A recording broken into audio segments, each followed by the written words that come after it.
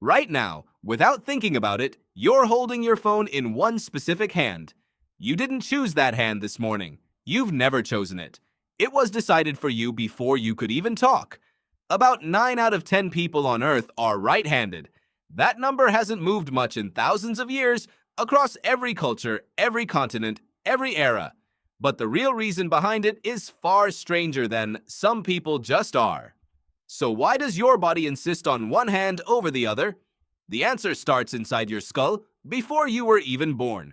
Your brain has two hemispheres, left and right. And in most people, they don't share the work equally.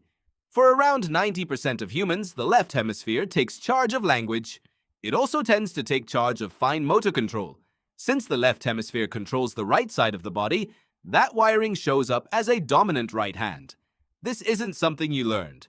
Researchers using ultrasound have found hand preference visible in fetuses, with most already favoring their right hand by the second trimester, before birth, before any parent ever placed a spoon in a tiny hand. So if it's wired in that early, where does the wiring come from? For a long time, scientists assumed one gene controlled it, like eye color, a simple switch, dominant or recessive. That theory didn't survive contact with the data. Geneticist Silvia Paracchini has spent years studying the genetics of handedness, and her research, along with large genome studies involving hundreds of thousands of participants, has found dozens of genes with small individual effects, many connected to brain asymmetry and development, rather than one tidy handedness gene. Here's where it gets stranger. Identical twins share essentially the same DNA. If handedness were purely genetic, they should always match. They don't. Studies on twins show that even identical twins can differ in hand preference at meaningfully higher rates than you'd expect from genetics alone. Something else is shaping this trait beyond what's written in your genome. That something appears to start in the womb itself. Researchers have proposed that asymmetries in gene activity, hormone exposure, and even how a fetus is positioned can nudge brain development to favor one side before birth has even happened. In other words, you didn't choose your dominant hand.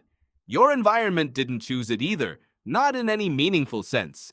It emerged from a tangle of genetics and prenatal development so intricate that no single thread explains it. Now, here's the part that should really stop you. Left-handedness isn't evenly distributed across history. It shows up in cave art, hand stencils blown onto rock walls tens of thousands of years ago, and researchers have found a consistent minority of those handprints came from left-handed creators, mirroring roughly the same ratio you'd find walking down a street today. That ratio has held remarkably steady, generation after generation, despite centuries of left-handed children being forced to switch hands in schools, scolded, punished, told something was wrong with them. If left-handedness were simply a flaw, evolution has had an enormous amount of time to erase it. It hasn't. Which raises an uncomfortable question for anyone who ever believed left-handedness was a defect. If it were truly disadvantageous, why has roughly 1 in 10 humans kept being born this way, in every generation, on every continent, for as long as we have records? Researchers studying combat sports in historically violent societies have proposed a fighting hypothesis. A left-handed fighter is unfamiliar to right-handed opponents, less predictable, slightly harder to read. A rare trait survives when, despite its complications, it sometimes wins. This still doesn't fully explain why right-handedness dominates so overwhelmingly.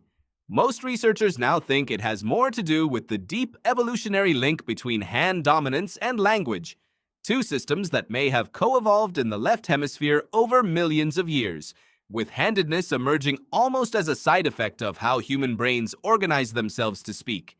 There's another layer to this that most people never consider.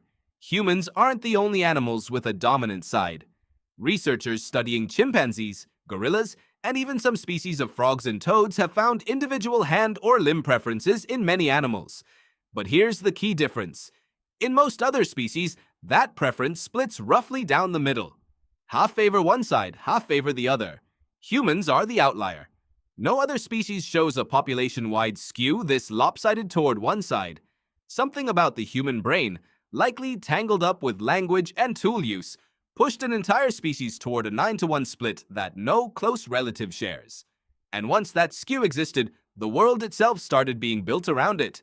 Scissors, can openers, school desks, the way doorknob.